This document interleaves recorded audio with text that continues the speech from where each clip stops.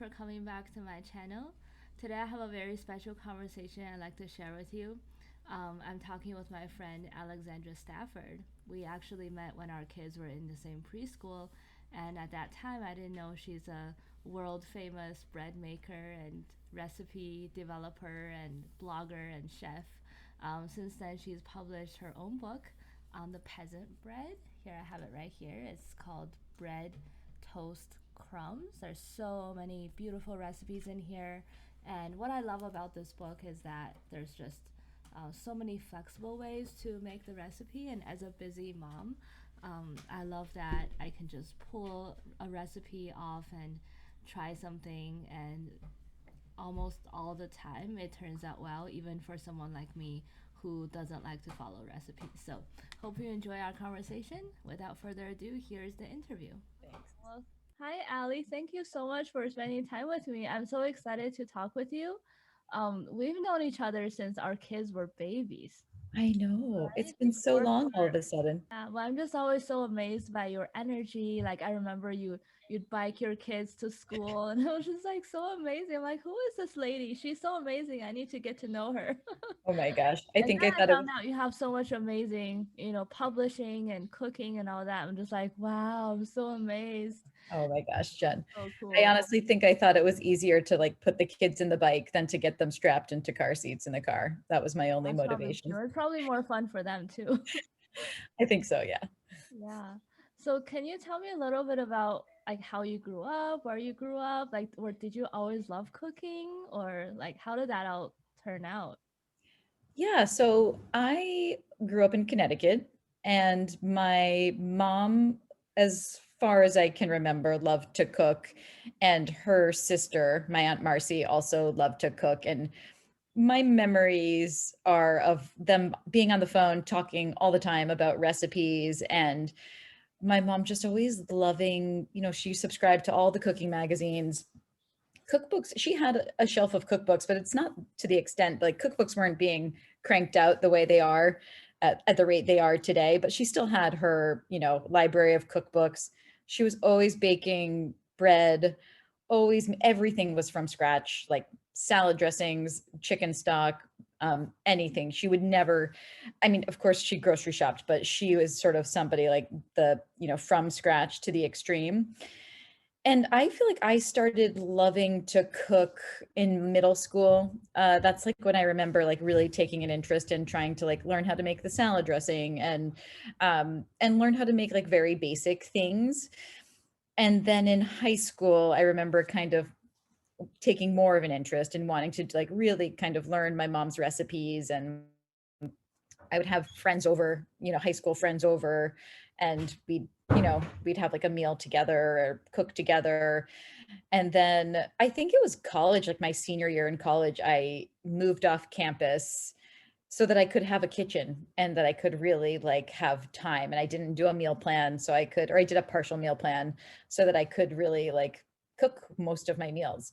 Um, and that's, yeah, I really have like I've always loved food. I mean, my mom will tell stories about how I was like 5, I think, at a wedding, and I was like at the raw bar eating like oysters and clams with like, all of the adults. So I've always loved food. There's never been like a food, like I was not a picky eater. I ate everything as a kid, and I'm generally not picky now. I like most foods. So yeah. That's awesome. I mean, I know some people when they love to cook, they go to culinary school or Mhm. cook like to really be a chef. Yeah. That's not the path you took, right? I I actually did go to cooking school. Oh, okay. So was Yeah. that at I college or was that after college? After college, I moved to Philadelphia. My husband, Ben, was in Philadelphia at the time. He was playing hockey. So I moved down there and I enrolled in it was a 6-month cooking program. It was part of a 2-year program, but I didn't want to do the full 2-year program. Was more like you learned like managerial skills. And Mhm. I think there was a baking component. And I just did the 6-month professional cooking Okay. component. What I was thinking was like some kids go into culinary school right Right. after college, Yes. but like what did you study in college? I majored in economics. Oh wow. So that's what I was kind of trying to get at. Was like, so you majored in something that's really not related to food. Oh, I've done nothing with economics. I still don't understand economics. I think I've always felt entrepreneurial. Like I feel like I've had Mhm. that spirit. And I think I Yeah. thought that economics would be kind of like a business degree, but it's not at all. It's like it's so theoretical and Yeah. it's really not practical when you're learning it. Maybe for some people it is. It wasn't for me, but it was fine. and But you loved and cooking in senior year, and that was good. So Exactly. Yes. No. And when I went to cooking school, like after college, I really didn't necessarily think it was, I kind of was sort of thinking like, this is what I'm going to do for a few years and then I'll get a real job. Then I'll go like, oh, then I'll get serious and apply to some grad school or something. I wasn't, but as soon as I started working in restaurants and catering companies, I mean, it made me, I think I always had a dream of opening a cafe at some oh, point. I still sort of always have like a little bit of that dream. Working in a restaurant totally made me realize how hard the restaurant industry is and how mhm. it's just not about it's not about cooking and the food. It's about making sure people show up on time to work, making sure the towel delivery arrives, making sure the food arrives. It's like it's like being organized in logistics, and the joy of cooking like quickly goes away.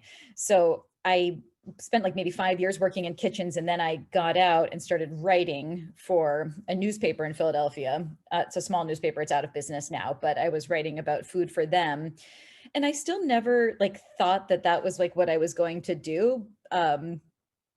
After that, sorry, I'm kind of jumping all around, but after I started writing for the newspaper, I thought that I would maybe go into graphic design because I loved at the newspaper seeing how the pages were laid out, and it was a small newspaper, so I had to do the photography, I had to lay out the pages and had to do some graphics, and I would sit next to the art director and I would see all the stuff that she did and I loved it. So I did actually take some classes. At this point, we left Philadelphia, moved to California. My husband joined the Marine Corps. So we got stationed in Southern California. Wow. And Mhm. yeah, and I was taking classes through UCLA Extension, actually through a program that the Marine Corps offered. It was really amazing. They gave money to spouses for certain fields to help them to kind of, it was an effort to, I think, make sure the spouses were happy and had things to do and felt like they had purpose. Mhm. And so I got to take a bunch of classes at UCLA Extension, and those are all classes that I still use today through like for my blog and I guess mostly for my blog, but Mhm. I mean, I would say social media, every so often you have to create graphics for things, and having those Oh. skills, or just photo editing. I mean, I edit photos all the time, editing Mhm. photos. It was super helpful. Well, your photos are beautiful because every time I see the picture of the food, I'm like, I want that. Aw, It definitely works, whatever you're doing. But it's thank amazing how all those different skills come into play, right? Like the graphic design, the writing, the economics, the business mindset. It all comes together. That's really cool. It does. No, it does. And I never imagined, I mean, I started the blog in 2006, so it was right after I stopped working in restaurants, and I was just doing, Blogspot or something like that. I didn't care about it. I would take photos, they weren't good photos, and I would write and I wouldn't write very well, and the recipes weren't written well, and I would just post it, and I didn't care if anybody came to see it or not. And then over the years, I just kind of kept it up and kept kind of carrying, little by little, like more and more as the years went on. I guess also like as I saw like the blogosphere kind of evolve and people really taking their blog seriously and seeing what they could do with a blog.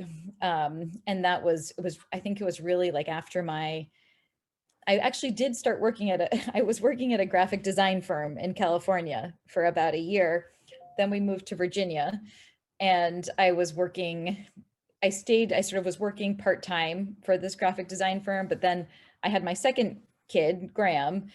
And when I didn't have, like, I wasn't making enough money to be able to afford daycare, so it didn't really make sense. So I was at home, and I had written a couple blog posts that had done well, like traffic wise. I wasn't at this point, again, even really tracking the traffic, but they had done well. And I was like, maybe this is something that I actually could do at home if I care, if I put more effort into it, like made sure the recipes were well written and tested, not just once, but, tested again and again, make sure questions are answered and make sure the user experience of the blog is like a nice, that I mean, honestly, my website has been slow for years, and it really wasn't until about a year ago when I did a website like redesign that it's become speedy. But like all those things that can be annoying when you go to a blog, like too many ads and a slow speed, that immediately people will go away. So it's all just been in the last couple of years that I've been really kind of trying to make the experience nice. I definitely like it. I like that you can search. Like the search actually works really well. It doesn't Oh, work really well in many other blogs. But if I'm saying like I want to make artichoke or I want to make chicken, it actually works and brings up those recipes. So I really appreciate that. that's nice to hear. No, Jen, honestly, like search functions for blogs are really hard. It's just something it was years ago that Google had like like you could embed a Google search on your blog, Uh huh. and then they went away with that. And that was like the best function because Google is like the best search engine. Right. And they took that away, and there really hasn't been anything great since. I'm this one plugin that I use now called Slickstream. That's sort of like the closest that I've come to finding a Google like search plugin. So, Yeah, but I like it. It's very user friendly and the pictures are great and I like your videos also. So oh, it's thanks. awesome. Yeah. Thank So you. the blog was sort of the precursor to your book, right? Would you say that or?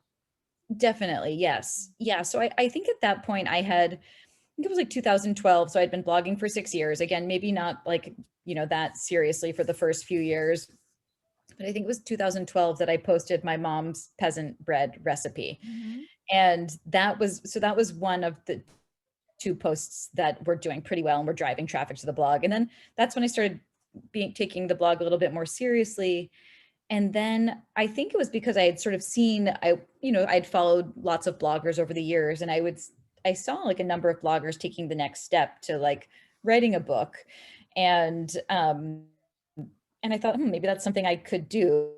I didn't have a huge audience. Like there's some blogs like Deb Perlman from Smitten Kitchen, like she can write the Smitten Kitchen cookbook because her audience is so big, but I Mm-hmm. couldn't write the Alexandra's Kitchen cookbook. So I started to try to think about like I researched like how do you write a book? Like, first you have to get an agent, you have to write a book proposal first, then you have to get an agent, and then, and then the agent will pitch the book if it's a good enough Oh. idea. But Mm-hmm.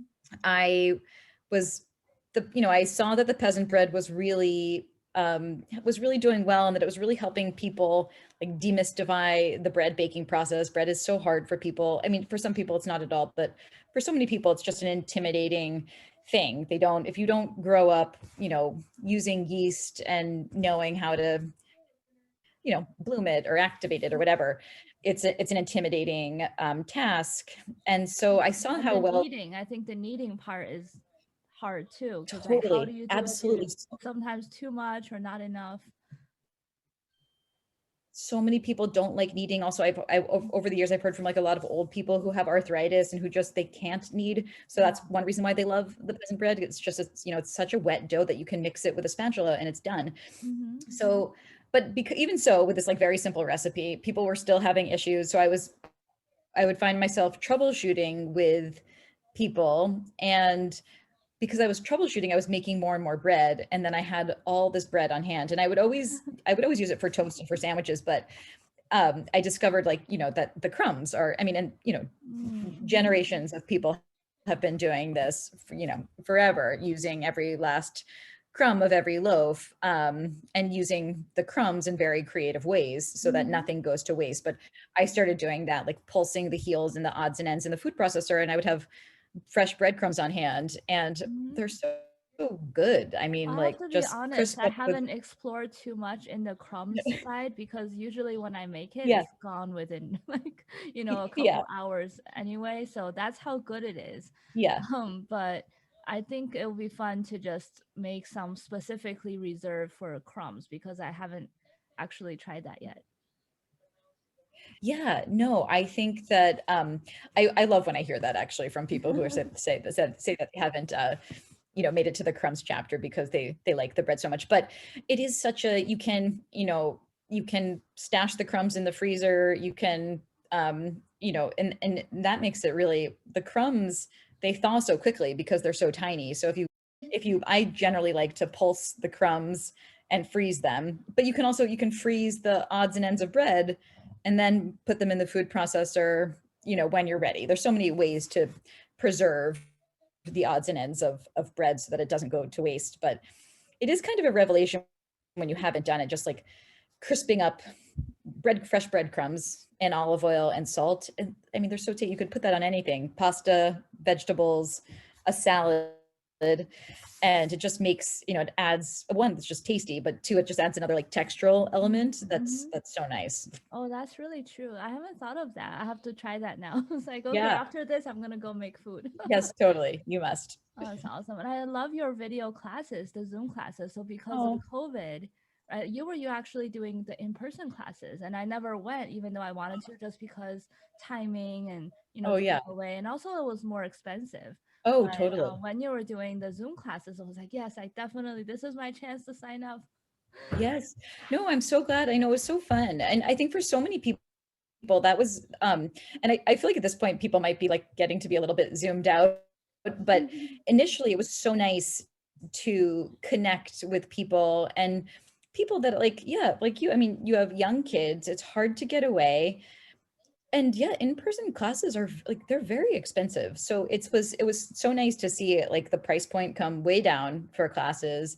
And I think for so many people it's actually more appealing than going someplace else. You can take the class in the comfort of your home. Mm-hmm. You can have a glass of wine if you want while you're taking the class. And it's just really they're so casual. Mm-hmm. And I think some people also feel, I think the fact that you can cook a lot, like sometimes, at least in the in-person classes that I taught, most of the time people weren't cooking along with me. It was just like doing a demo. And sometimes when people take the Zoom classes, they do that. They just watch and enjoy, and then they'll do the recipes the next day or whenever they, on their own time. But I think when people are actually cooking along, they have the questions arise as they're doing it. So they can chime in, ask the questions in real time and, and get an answer. And that's really, I think, helpful for people. Yeah, absolutely. That because you don't get that from even like a video or a recipe, right? Because it's like, well, what do I, like, here, look, Ali, look at what I have. What's wrong with this? Is this too sticky or is this, Yeah. that's just really awesome. It's really cool that it's like you're interacting with the person who designed the recipe. Yeah, no. And I think also like I find I'll write a recipe and I'll think that I'm being pretty descriptive or, giving people the visual cues. But then when I'm actually doing it, I'm like, oh, I should actually maybe be more descriptive, or I should give people more of a window. Or I think about that with did you take the butternut squash lasagna class? I don't think I was No. in that one. Okay. So in that class, you make a bechamel, which is, you cook flour and butter and then you add milk and it thickens up. And I don't know if my stovetop is just very powerful or what, but it thickens up right away for me. I mean, within 5 minutes. But for so many people, it didn't. It took much, much longer, 10, 15 minutes. And in a Zoom class, that's like a decent amount of time. And I was like, oh my gosh, what's going on? And it really was just the answer is just that people just needed to be patient. They just needed to let it cook a little bit longer and it would eventually thicken. But it was time. That was the only issue. It wasn't the ingredients or anything. It was just time. And depending on the pan you're using, depending on the strength of your stovetop, the times are going to vary from person to person. Yeah, that's really interesting. I really appreciate too, like when you're teaching the classes, you talk about actually a lot of science, right? Oh, Of like the different reasons that this could be happening or not. Like it's a lot of troubleshooting and like because my background is engineering, right? So, yeah, sometimes I'll think, oh, that's chemistry, that's emotion. Like this is what's yeah, happening. Why are these things not mixing? So it's yeah. really interesting to hear that as well, that it's not just, oh, let's put these together because it tastes good, right? But Yeah. because if this ingredient has actually this effect on it, and that's how you get that texture. Yes. Yeah. It's funny. I've met so many engineers who like cooking. I think it must be, so there must be something about that. I think it's I the don't know, the science of, chemistry. Like it reminds yeah. me of the chemistry, you put stuff together and something happens. Yes, totally. Mm-hmm. Yeah, I also like that a lot of your recipes, like, I mean, I don't know if it's just me, like, I'm not a recipe follower. Also, I think from my Okay. culture, like my family, my mom, like when she cooks, there's absolutely no recipe. Like when my grandparents cook, they don't, there's no recipe. It's just like this is how you do it, and you learn by just doing, and there's no numbers, there's no measuring. So my mom is always laughing at me. She's like, why are you using those spoons and cups, you just put some in.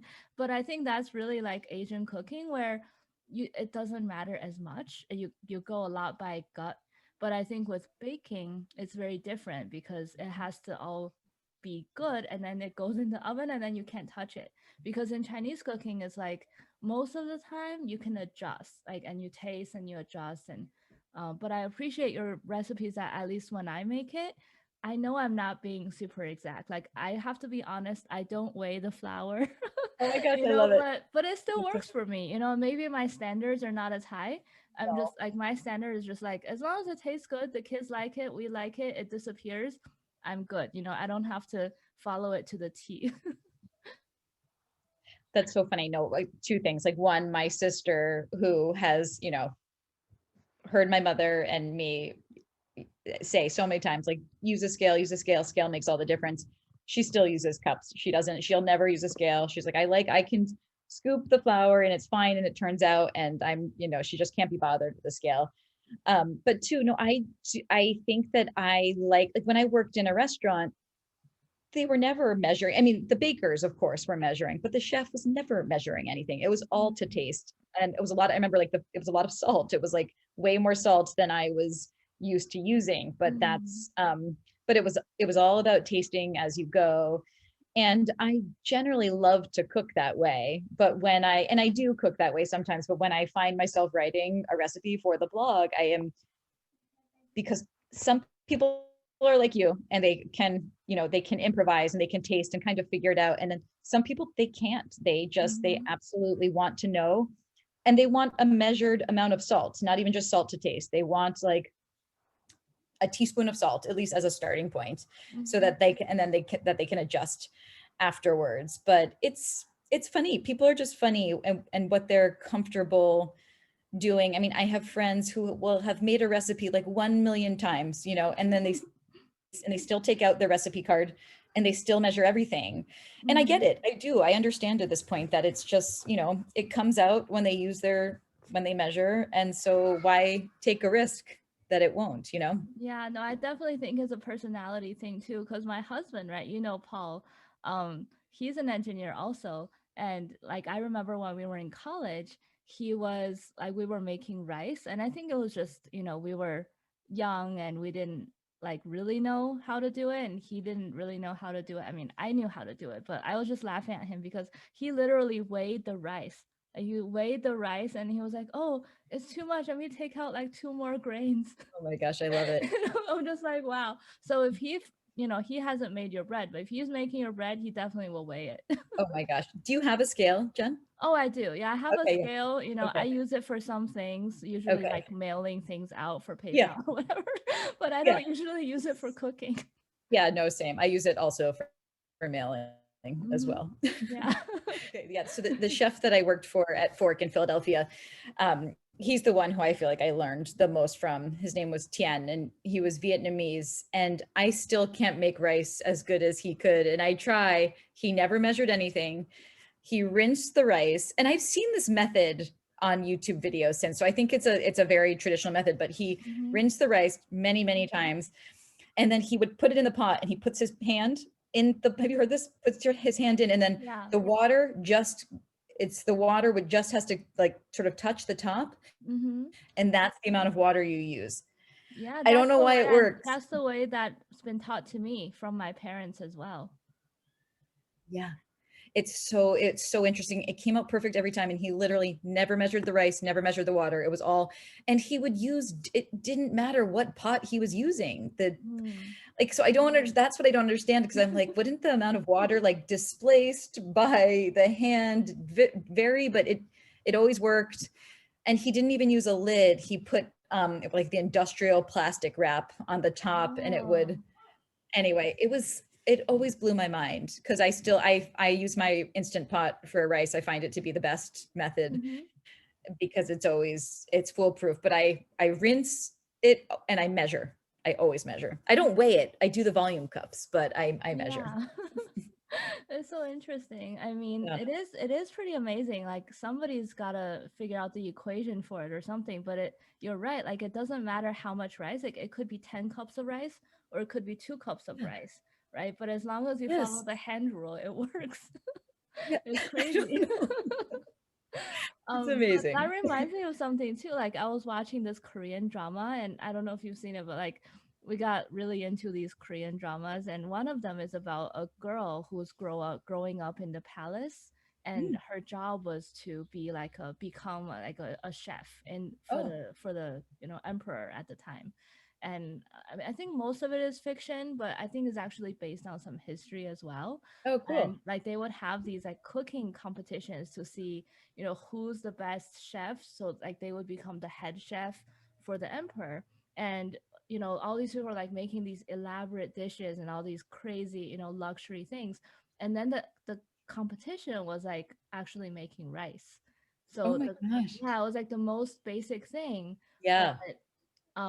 but you had to like, and that's how you could tell, because you can't cheat by having the best ingredients or the best Oh, delicacies or whatever, but everybody had the same rice. You just have to see who made the best rice. So that was great. really interesting. That's what was it called? The drama? It's called, I don't know the English name. It's called in Chinese. It's called Da Changjin, but I can Okay. probably send it to you. It's really fun, and I know American friends who've seen it and loved Yeah. it. Is And it the on, food in it is amazing. oh, I would totally love that. Is it Netflix or Amazon? I'm not sure. I watched Okay. it way, way long ago, but Okay. I'm sure Yeah. there's subtitles. I'm sure that we can find it. Yeah, send it to But me. it's like I Yeah. don't want to like spoil it. I don't think this is a spoiler, but I just want to share with you because I think you might appreciate this.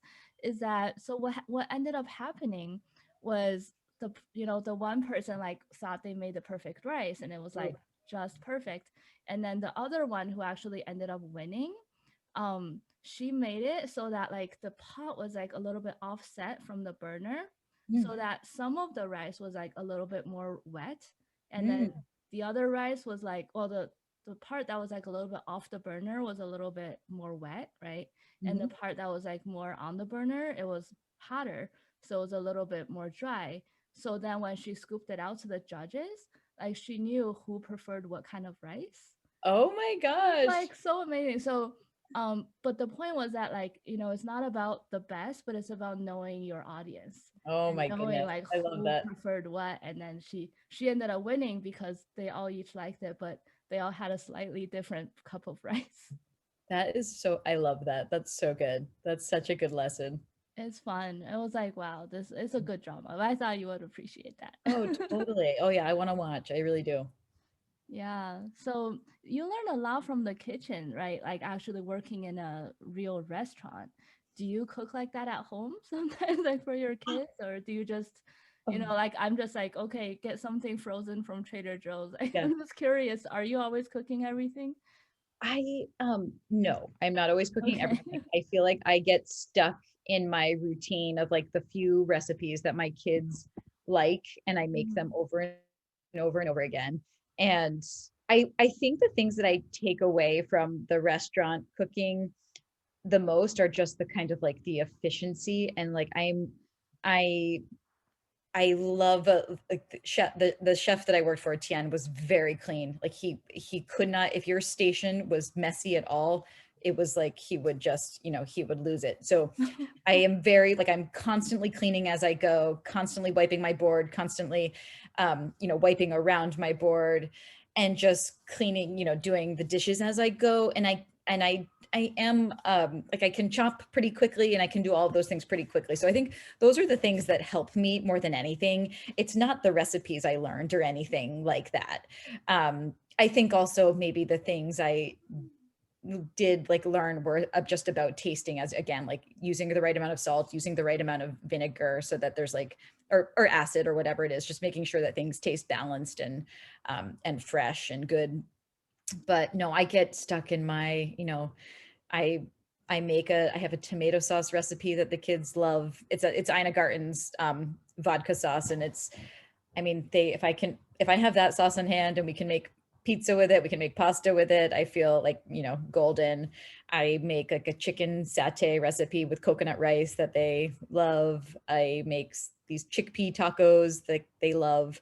So I have my sort of, six or seven things, and we go through them. But we make hamburgers, we make hot dogs, I make quesadillas, make grilled cheese, we have eggs for dinner a lot, when it's busy. And it's hard to please, it's hard to make something quickly that is like healthy and good, and it's hard to please everyone. I have, Hmm. even with pizza, like my son doesn't really love pizza. It's so Oh annoying. It's like wow, that's hard to you know imagine. All of my kids love pizza. yeah, no, it's so frustrating. So, you know but it's Yeah, I fine. think kids are hard. Yeah, Yeah. but I like that you have all those recipes that are tasty but also healthy, right? Because I think sometimes like the kids' food are by definition the junk food. Yeah. No, I know. I know. And yeah, it's just hard. I mean, I find like on days when they all have sports or something, there's no time. You have to be so, or it's like you have to have your dinner plan Mm-hmm. ready by 3. If you don't know, like forget it. It's going to be eggs or it's going to be like pasta. It's going to be something just very simple and fast, whatever you can Mm-hmm. get on the table. Yeah, Um, and that's what I struggle with too, because like my mom was always like, "You need to know what you're making tomorrow." I'm like, "No, yeah. I don't know what I'm making tomorrow." She's like, "You have to defrost it so it's ready for tomorrow." It's like, okay, Oh, I'm usually not planning that ahead. It's usually yeah. like you said, like maybe 4-ish that Yeah. I'm like, okay, what should we eat? Go look in Yeah. the fridge. Yeah. Yeah. No, it's not easy. I find I get in my biggest tip for like moms and dads, anybody who has like little kids, just like and you who, when you want to make sure you have like healthy food, is I cut up like a bunch of vegetable. I always have like Mhm.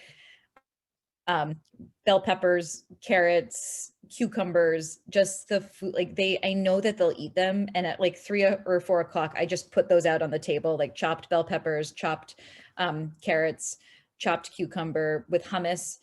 And that way, if I don't get around to making a vegetable, like if I don't get around to making broccoli or green beans or whatever, like a cooked vegetable, Mhm. these vegetables are already on the table, and they kind of can just like stay on the table for the dinner time. And then also, if the kids don't like whatever I'm making, they'll just eat a lot of veggies and hummus. So that has been kind of that's been, I can't remember who I learned that from, but it was kind of like game changing for me, because I always feel like they have something like fresh and healthy to eat. And again, then the main course is kind of secondary, like hopefully they like it, but if they don't, they have this like option that they like. Yeah, that's a great tip. I'll have to try that. I mean, I Yeah. definitely feel like sometimes when it's 5 or 5:30 and dinner is not quite right, not Yes, quite ready, then they're coming and climbing on me, and then I can't cook because they're all just totally. wanting attention. But having that snack there kind of diverts their attention so that I can actually focus on cooking. Totally. No. And I think for some people, and I don't have this issue, but I know I have friends who they have kids who it's a it's more important for the kid to be able to choose versus like if the parent says you have to eat this, they kind of rebel. But if you Mm-hmm. just put food out and it's on them to kind of to pick and choose what they want, Mm-hmm. they're more likely to do it. So that's been helpful for one of my friends in particular, who she was just like, oh my gosh, I don't say eat this. I just put the vegetables out and they're there, and Mm-hmm. you know, and her kid will find it. So Yeah, that's a great idea. Mhm. So what's next for you? I know that you're taking a break from the Zoom cooking class. I know, everything's very busy. Yeah, What's happening? Like, do you have any special projects coming up, or maybe a new book or a new cafe? I don't know. I don't have anything at the moment that I'm really like really working on. I Mhm. wanted to take a break from the classes for a couple of reasons. One, I wanted to my brother's getting married this summer. We have two like sort of Oh, family yay. weddings, Hmm. and I wanted the summer off to like to be able to be with the kids, like, if we want to go camping or if we want to do something like spontaneous, to not feel like, oh my gosh, I can't make plans because I have these cooking classes on the calendar. Hmm. And also I do feel that like people are a little bit like, it was so wonderful this past year because there was nothing to do. But as things open up, I don't know. I was also thinking that maybe the people who do subscribe like you to the twice a month classes, like they might appreciate the break as well, like being able to be like, let's have the summer to go do something else. I am interested in writing another book, but I don't know. I pitched an idea to to my agent.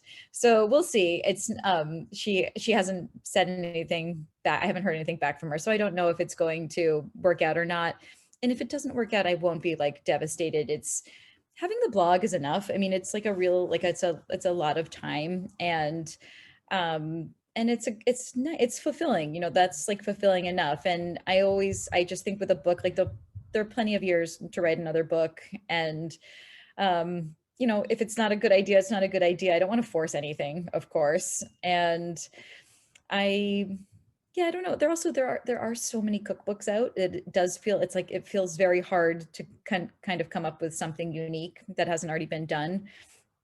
So yeah, I don't have any like big projects though. No, On I'm just the curious, like in case you did, yeah, because that would yeah, be exciting. But I think it's also the nice thing about being a small business owner, right? Like working for yourself, you can decide how much you want to do.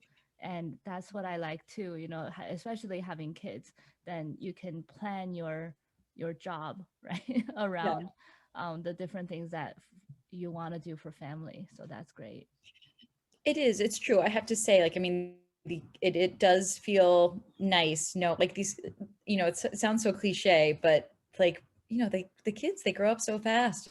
And it's like, the days that when I have like a deadline, I remember like with the book, the first book, like when I had these deadlines that I had to meet, it was so stressful, Mhm. because sometimes things just I think about yesterday, I was trying to get a blog entry out yesterday, and then all of a sudden Ella had, I forgot, not, I didn't forget. I knew it was happening, but she had a soccer tournament and she had to be there by 12:30.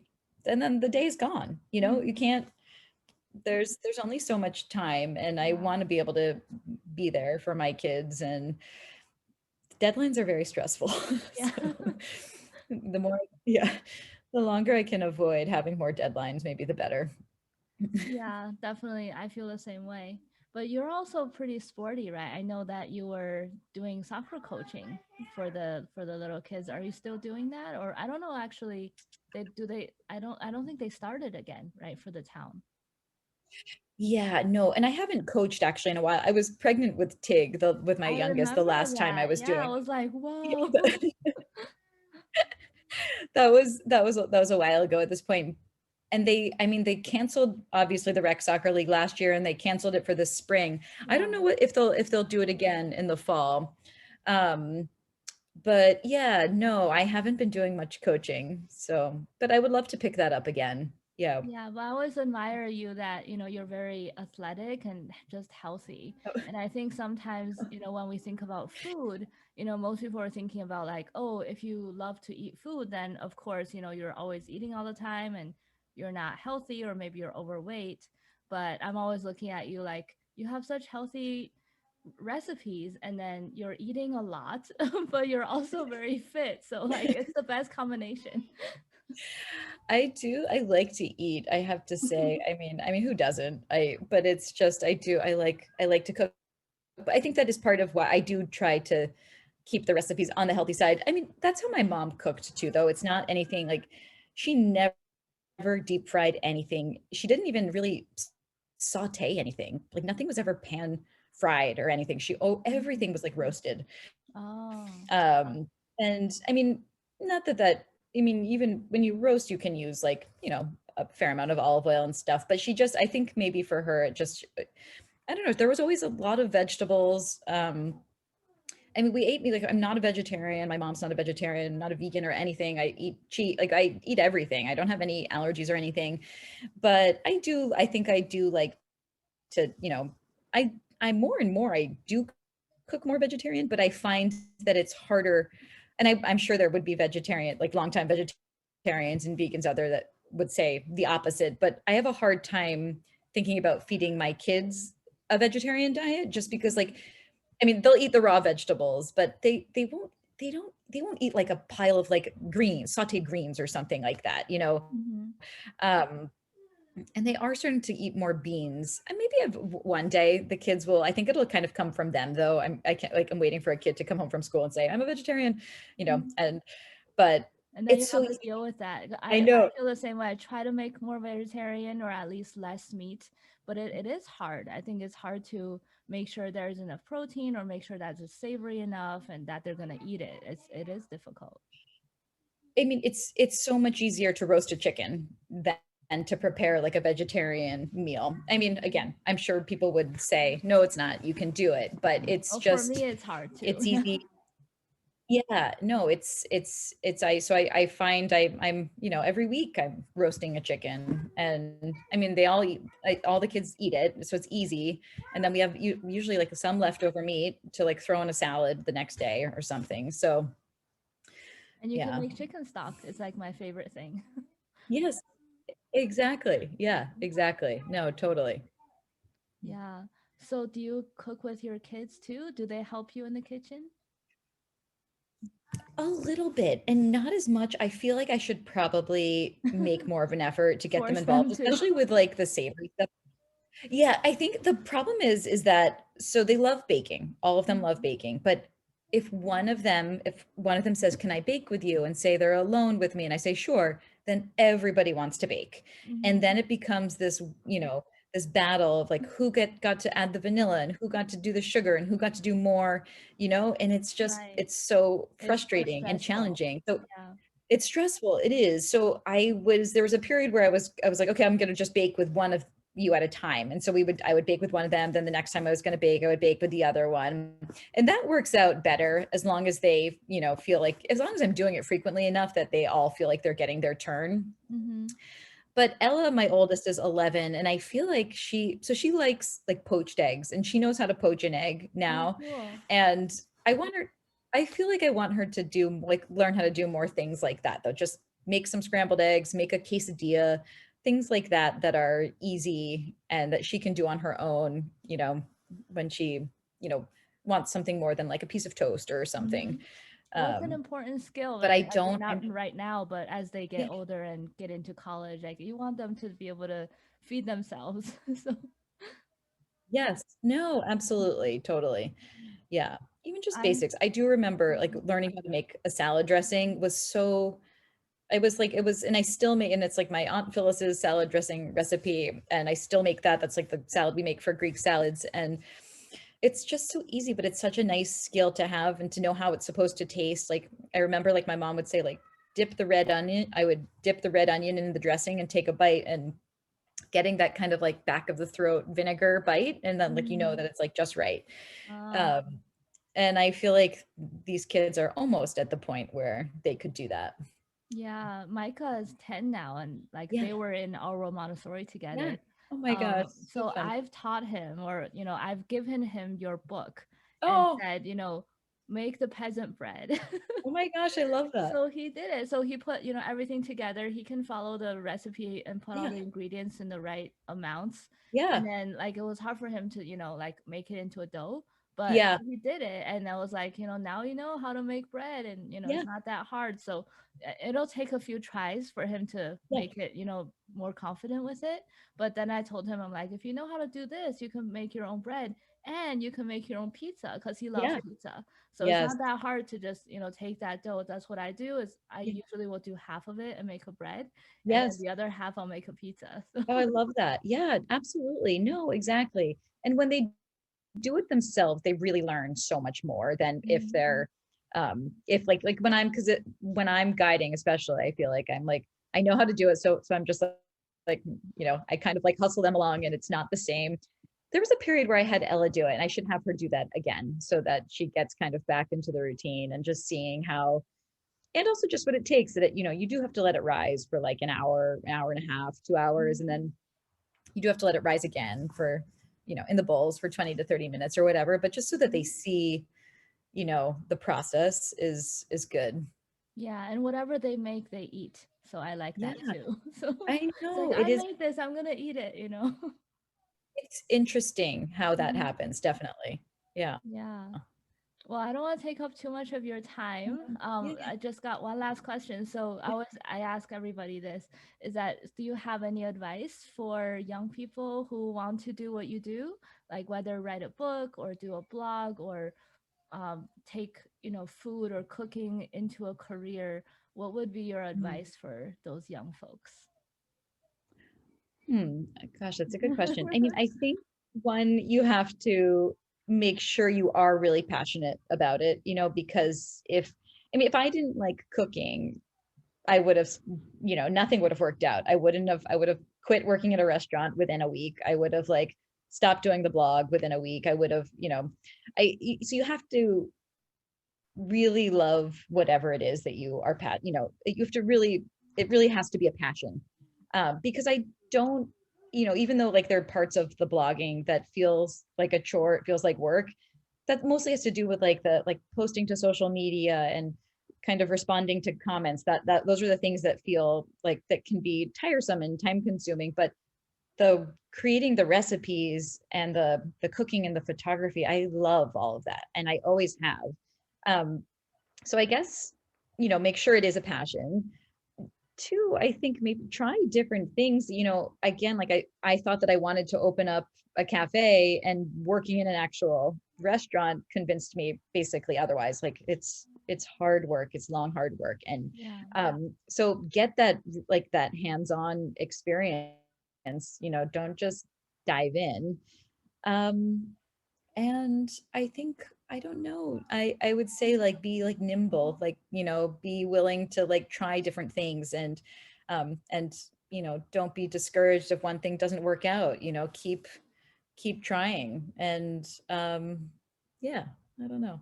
Yeah, That's no, it. that's great. Yeah, thank you. That's so awesome. I think you're embodied the like trying different avenues and learning many different skills that maybe seem like not related to each other, but it does all come together. So that's wonderful. It does, yeah, no, it does. Cool. Well, thank you, Ali. So fun talking with you. Yeah. Thank you so much for watching. I hope you enjoyed this interview. If you like this video, please hit the like button and subscribe to this channel for even more fun interviews. Also, check the description below for information on Alexandra's blog as well as where to find her books. See you soon.